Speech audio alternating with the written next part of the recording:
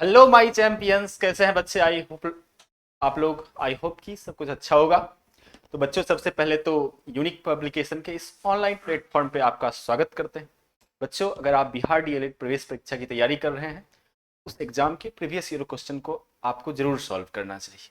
और उसी previous year question के आज मैथमेटिक्स के इस क्वेश्चन को हम डिस्कस करने वाले हैं।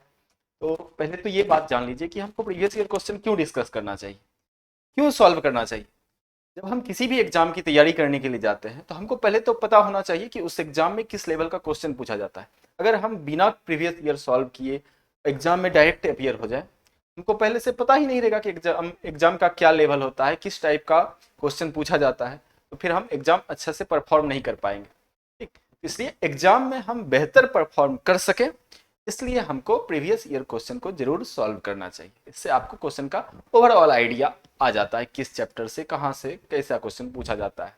ठीक, हमको किस तरह से तैयारी करनी चाहिए, किस चैप्टर पे हमको अधिक से अधिक ध्यान देना चाहिए, किस चैप्टर पे हम थोड़ा सा कम भी ध्यान दें तो भी हम अच्छे से परफॉर्म कर सकते हैं। आइए आज हम लोग देखते हैं कि इस प्रीवियस ईयर क्वेश्चन डिस्कशन की कड़ी में कौन सा क्वेश्चन डिस्कस करने जा रहे हैं। तो ये आपका बिहार डीएलएड प्रवेश परीक्षा जो 3/4/2024 को हुई थी, आपके पास बुक होगा, बुक में पलट लीजिए।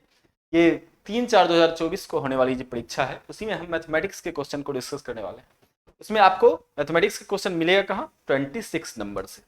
ये आपका मैथमेटिक्स दिख रहा है, गणित 26 नंबर क्वेश्चन से जो है गणित का क्वेश्चन है, और यहाँ से 50 नंबर तक आपको पूरा मैथमेटिक्स मिलेगा। चलिए तैयार हो जाइए, स्टार्ट करते हैं। चलिए फर्स्ट क्वेश्चन क्या है? 0.001 पर रेकरिंग है, पीवाई क्यू रूप में निम्नलिखित। सर ये तो बड़ा सिंपल काम है। एक बटे क्या करते हैं, पॉइंट के बाद देखते हैं कि कितने डिजिट पर आपका रेकरिंग है। 3 डिजिट पर रेकरिंग है, जितने डिजिट पर रेकरिंग रहता है उतना 9 लगा देते हैं। 1/999 ऑप्शन दिख रहा है? यस, ये आपका option number B is correct. बड़ा सिंपल सा ये क्वेश्चन था। चलिए नेक्स्ट क्वेश्चन पे आ जाइए।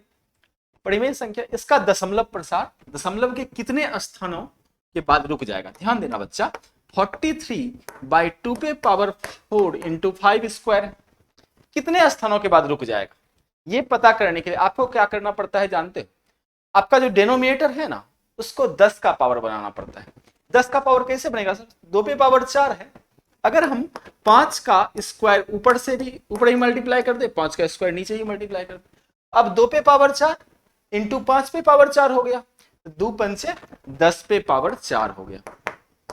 43 इंटू 5 का स्क्वायर इंटू कितना? 10⁴, इसको लिखोगे तो 10 पे जितना पावर रहेगा ना, उतने अंक उतने स्थानों के बाद दशमलव जो है रुक जाएगा, प्रसार जो है दशमलव प्रसार आपका रुक जाएगा।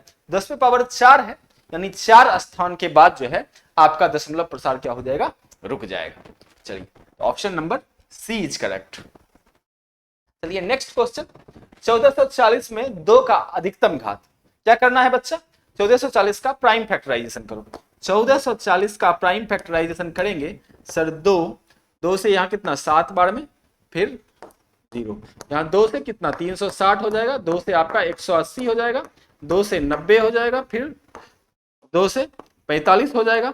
अब 2 से नहीं लगेगा, आगे भी कर सकते हैं लेकिन अब आगे 2 से तो लगेगा नहीं। 2 का पावर बोलो कितना? 1 1 2 3 4 5, तो 5 है। 2 का अधिकतम घात कितना हो जाएगा सर? 5 हो जाएगा। तो ये था आपका। चलिए नेक्स्ट क्वेश्चन क्या है? fx बराबर इतना के शून्यक अल्फा और बीटा हो, alpha plus 1 into beta plus 1 बराबर 0, तो c का मान क्या होगा? ध्यान देना बच्चा, हमको द्विघात समीकरण जो दिया हुआ है, क्या दिया हुआ है? एक्स स्क्वायर माइनस, इसको सॉल्व कर लो, p x minus p minus c, यही हो जाएगा ना। चलो अब हमको अल्फा प्लस बीटा निकालना है, तो alpha plus beta minus b by a, एक माइनस पहले से है, ये तो आपका पी हो गया। अल्फा इंटू बीटा क्या हो गया बोलो? ये आपका कांस्टेंट टर्म बाय 1, तो माइनस पी माइनस सी हो गया आपका अब अल्फा बीटा। अब चलो, अब कंडीशन क्या दिया हुआ है कि alpha plus 1 into beta plus 1 बराबर 0, alpha plus 1 into beta plus 1 बराबर क्या सर? 0। अब देखो अल्फा इंटू बीटा क्या हो जाएगा? तुम बोलोगे 1 हो जाएगा। अल्फा इंटू 1, तो अल्फा बीटा इंटू 1 तो बीटा और 1 इंटू 1 कितना 1, ये बराबर आपका कितना आ गया बोलो 0 आ गया। अल्फा बीटा का वैल्यू रखो कितना, अल्फा बीटा की जगह पे हम क्या रखेंगे माइनस पी माइनस सी, प्लस अल्फा प्लस बीटा, इसके जगह पे क्या रखोगे बोलो पी रखोगे सर, पी प्लस 1 बराबर कितना 0। अब चलो पी से तो पी कैंसिल हो गया, सी उधर चला जाएगा सर, माइनस में है उधर जाएगा तो किस में हो जाएगा प्लस में, तो ये आपका सी बराबर कितना आ गया 1 आ गया, सी का वैल्यू आपका 1, option number C is correct. बड़ा ही आसान सा ये क्वेश्चन था। चलिए नेक्स्ट क्वेश्चन बढ़ते हैं। 30 नंबर क्या है, समीकरण निकाय x बराबर 5 तथा x बराबर -4 के हलों की संख्या। ध्यान दो भाई, हम अगर इसका ग्राफ बनाएं तो x बराबर 5 यहां पे कहीं होगा, ये आपका x बराबर 5 लाइन होगा, ठीक, और x बराबर -4 कहां होगा, यहां पे होगा कहीं पे सर, इधर -4 होगा, ये आपका 5 है, ये आपका x बराबर -4 लाइन है और ये आपका x बराबर कितना लाइन है सर 5 लाइन है, ठीक। तो ये दोनों लाइन आपको दिख रहा है समांतर है, और जब दो समीकरण निकाय का ग्राफ जो है समांतर रेखा होता है तो वो जो है कभी भी एक दूसरे को कट नहीं करती है, एक दूसरे को इंटरसेक्ट नहीं करती, और जब एक दूसरे को इंटरसेक्ट नहीं करेगी तो उसका कोई हल नहीं होगा, तो कोई हल नहीं होगा, 2 1 है अनगिनत है, कोई नहीं, इनमें से कोई नहीं, option number D is correct. चलिए नेक्स्ट क्वेश्चन पे आते हैं सर। बहुपद x² - 2x + 1 में x - 1 से भाग देने, शेषफल प्रमेय कहता है कि अगर px में x - a से आप भाग देते हैं तो शेषफल क्या होता है pa होता है, a x - a, ध्यान से सुनना, शेषफल प्रमेय हमने क्या कहा कि अगर कोई बहुपद आपका px है और उस px में x - a से भाग देते हो ना तो शेषफल जो बचता है वो pa होता है, pa, ठीक। तो a के जगह पे भी क्या है बोलो 1 है, तो 1 रख दो इसमें, 1 का स्क्वायर -2 इंटू 1 + 1 कितना सर 1 - 2 + 1, 1 1 2, 2 में 2 कट गया 0 हो गया sir, option number C is correct. चलिए नेक्स्ट क्वेश्चन पे बढ़ते हैं। 32 नंबर क्या है, द्विघात समीकरण दिया हुआ है, इसके मूल वास्तविक तथा समान हो तो p का मान क्या होगा। चलो इसका कैसे बनाओगे सर, वास्तविक तथा समान है यानी d आपका 0 होगा, d मतलब क्या होता है b² - 4ac होता है सर, b² तो -4p का स्क्वायर कितना 16p² - 4ac, 4 इंटू 16 इंटू 9 = 0 करोगे, b² - 4ac बराबर 0। तो जरा बताना भाई 16p² - 16 चौके 64, इधर इसको उधर ले जाओ, इसको इधर ले जाओ, प्यार से इसको इधर खिसका दो, इधर खिसका दो सर, माइनस है तो उधर प्लस हो जाएगा, 4 × 16 × 9, मल्टीप्लाई सब ज्यादा मत करो, 16 कैंसिल हो जाएगा, 4 नमा कितना बोलो 36, तुम कहोगे 36 आ गया सर, तो p² बराबर जब 36 आ गया तो p का वैल्यू कितना +- 6 होगा, तो आपका ऑप्शन दिख रहा है क्या +- 6, यही तो दिख रहा है सर, हमको p का मान ही पूछा था, ऑप्शन नंबर सी इज आपका करेक्ट। चलिए 33 पे चलते हैं। 33 क्वेश्चन, दो चर एक घातीय समीकरण का व्यापक रूप ax + by + c 0 है। हाँ, इसका व्यापक रूप सर दो चर होना चाहिए, अगर a को 0 कर देंगे तो ये पूरा का टर्म ही 0 बना देगा सर, तो एक चर बन जाएगा, अगर इसको भी हम b 0 कर देते हैं तो भी y खत्म हो जाएगा, फिर x में सिर्फ रहेगा यानी एक ही चर रहेगा। हमको कहता है दो चर वाला एक घातीय समीकरण, यानी ना तो a आपका 0 होना चाहिए ना ही आपका b 0 होना चाहिए, a और b को अगर 0 कर देते हैं तो फिर हमारा कहीं ना कहीं एक चर गायब हो जाएगा, और दोनों को कर देंगे तो दोनों गायब हो जाएगा, तो वो समीकरण रहेगा ही नहीं। तो चलो भाई a is not equal to 0, b is not equal to 0, option number A is correct. चलिए नेक्स्ट क्वेश्चन पे चलते हैं। 12 आंकड़ों का माध्य दे दिया है 14, अब बाद में पता चला कि -24 के मान की जगह भूलवश 24 लिखा जा चुका है। सर -24 लिखना था, लिख दिया 24, डिफरेंस कितने का हो गया, तुम कहोगे कि 48 का डिफरेंस हो गया सर, यानी 48 ज्यादा लिख दिया था, 48 ज्यादा लिख दिया था, और आंकड़ा कितना है 12, तो इसका डेविएशन प्रत्येक टर्म में डेविएशन कितने का आ जाएगा, जब पूरे में डेविएशन 48 का आता है तो प्रत्येक टर्म में डेविएशन कितने का आ जाएगा 4 का, यानी सर आपका जो माध्य है वो 4 ज्यादा हो गया है, तो वास्तविक माध्य क्या होगा 4 कम होगा, तो सर कितना था वो पहले माध्य कितना 14 है, 14 अभी माध्य कितना है 14, तो इसका वास्तविक माध्य क्या होगा 4 कम होगा ना भैया, 14 में 4 चला गया कितना बोलो 10 होता है sir, option number A is correct. Next question, किसी वस्तु का मूल्य 30% बढ़ाकर उस पर 10% और 10% की दो क्रमिक बट्टा दिया जाता है, अंतिम लाभ का प्रतिशत होगा।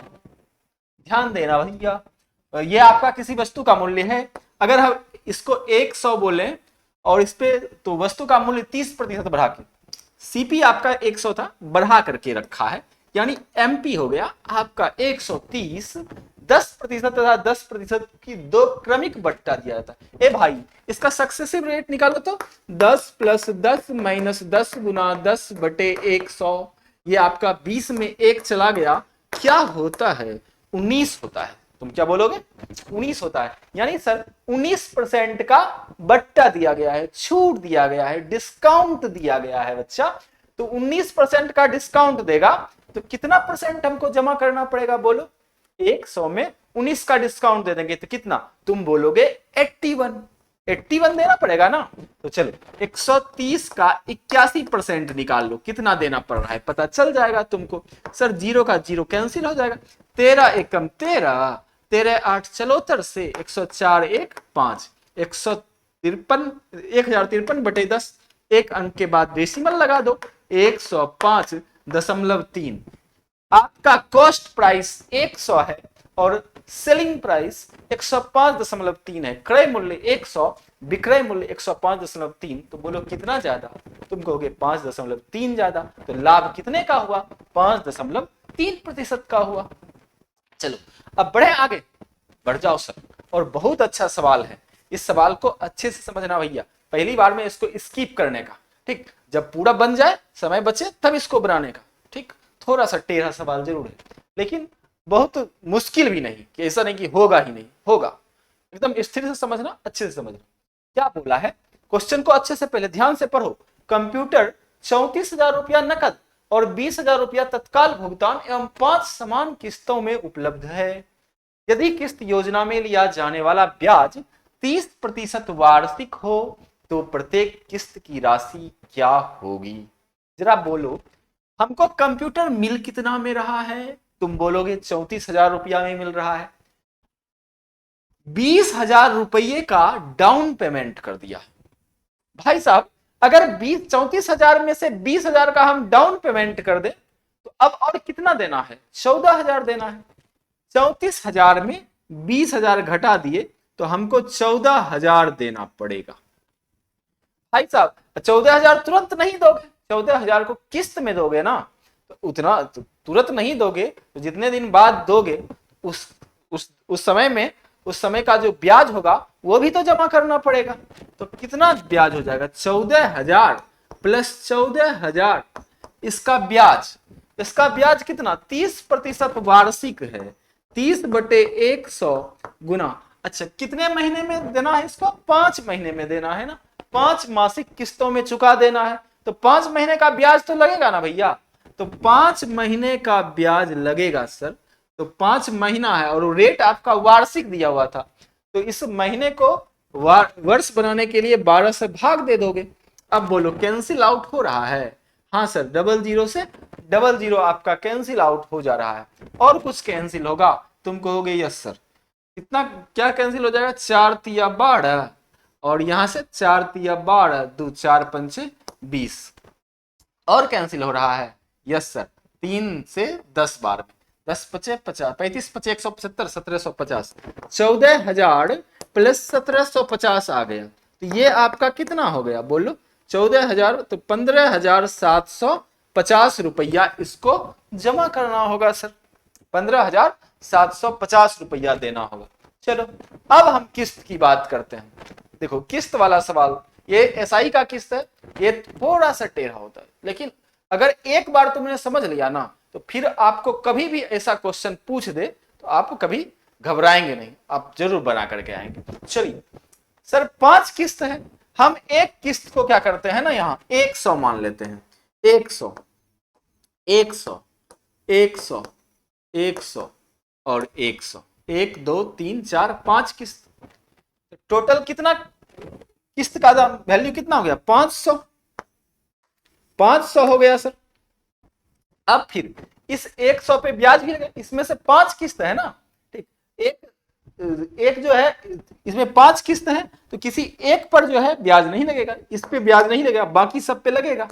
तो 4 मास के लिए ब्याज लगेगा, 5वें मास के लिए ब्याज नहीं लगेगा। चलो ध्यान दो क्या बोला है, 30% वार्षिक, 12 महीना का 30% रे बउआ, 12 महीना का 30%, तो एक महीना का कितना, तुम कहोगे 30/12 होगा ना बच्चा। ये आपका 30, इसको और कैंसिल करो, ये आपका कितना 6 दूनी 12, 6 पंचे 30 हो गया।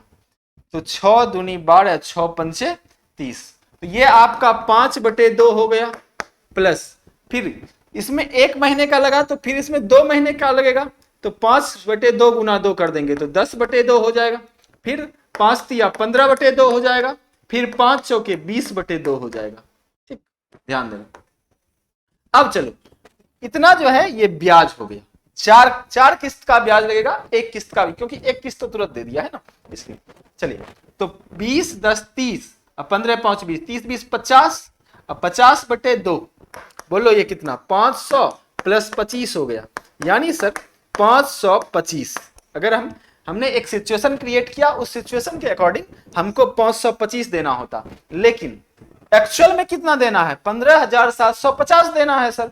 तो 525 का वैल्यू आपका 15,750, 525 का वैल्यू, हाँ 525 का वैल्यू कितना 15,750। हमको क्या पूछा है, हमको पूछा है प्रत्येक किस्त की राशि। हमने प्रत्येक किस्त कितना मान लिया है, तुम कहोगे कि 100 मान लिया है सर।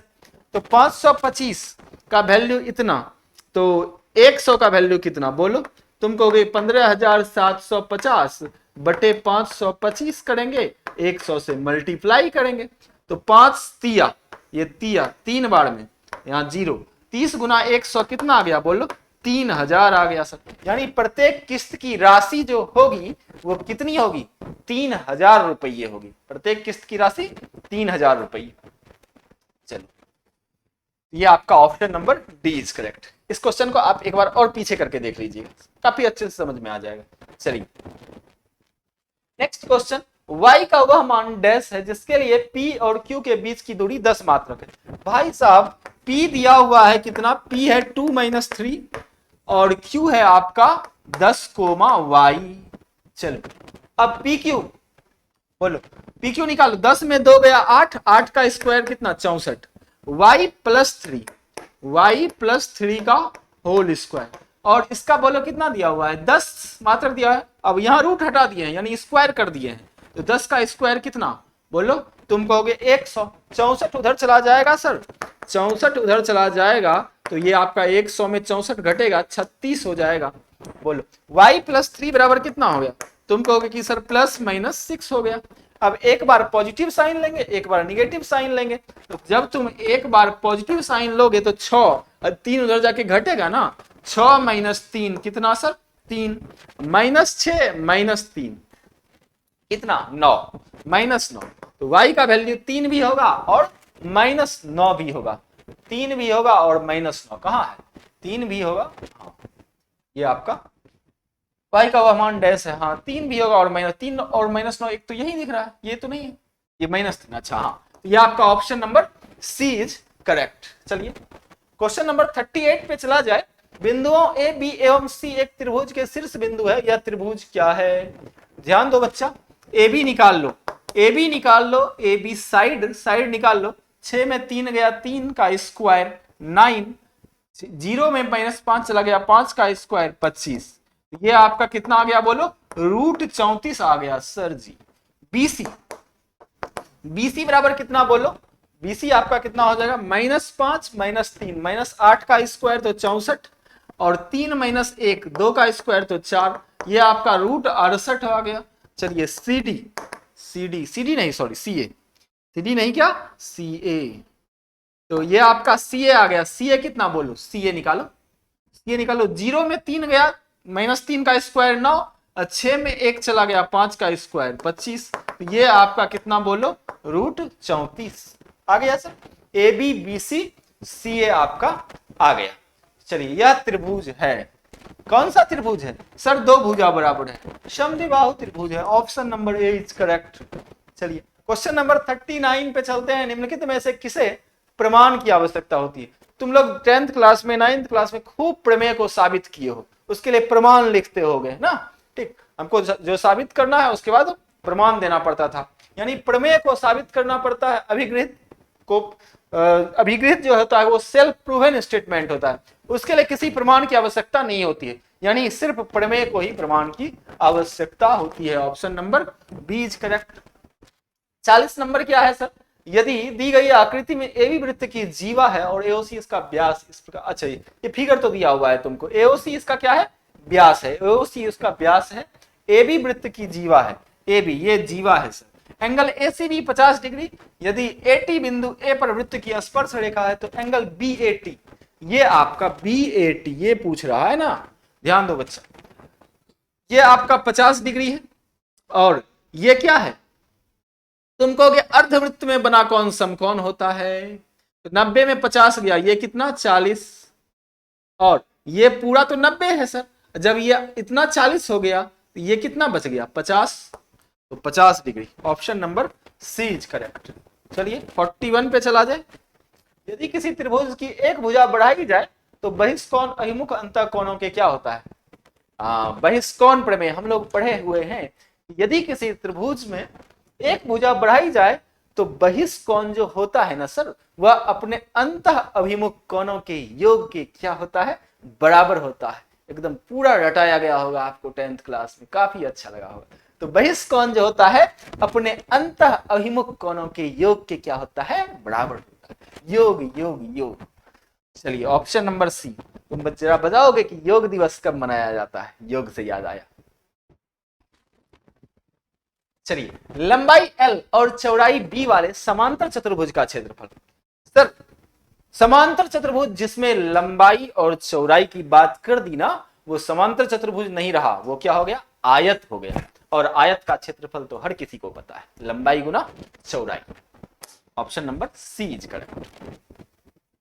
नेक्स्ट क्वेश्चन, यदि एक घन का आयतन 1728 सेंटीमीटर, भाई साहब घन का आयतन क्या होता है? भुजा क्यूब 1728, अरे भाई साहब ये तो 12 का क्यूब है, तो a का क्यूब बराबर 12 का क्यूब, इट मींस a बराबर कितना? बोलो 12। किनारे की ही लंबाई तो पूछा था, तो किनारे की लंबाई 12 centimetre. Option number A is correct. एक त्रिभुज का आधार 15 डेसीमीटर और इसकी ऊंचाई 12 डेसीमीटर है। दोगुने क्षेत्रफल वाले एक अन्य त्रिभुज की ऊंचाई क्या होगी जब इसका आधार 20 डेसीमीटर है? भाई साहब आधार दिया हुआ है 15, ऊंचाई दिया हुआ है 12, तो इस त्रिभुज का क्षेत्रफल बोलो कितना हो जाएगा? तुम कहोगे 15 गुना 12/2, 2 छक्की 12, यानी आ गया 90। ये 90 डेसीमीटर स्क्वायर।